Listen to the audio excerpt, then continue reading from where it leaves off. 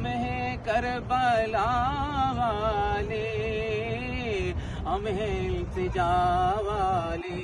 اللہ تعالیٰ فرماتے ہیں وَلَوْ أَنَّهُمْ إِذْ ظَلَمُوا أَنفُسَهُمْ جَاءُوكَ فَاسْتَغْفَرُوا اللَّهَ وَاسْتَغْفَرَ لَهُمُ الرَّسُولُ لَوَجَدُوا اللَّهَ تَوَّابًا رَحِيمًا۔ اللہ فرماتے ہیں کہ اے انسانوں، جب تم اپنی جانوں پہ ظلم کر بیٹھو، جب تم سے خطائیں ہو جائے، غلطیاں ہو جائے، تو پھر کیا کرو؟ میرے محبوب علیہ الصلوۃ والسلام کی بارگاہ میں آ جایا کرو۔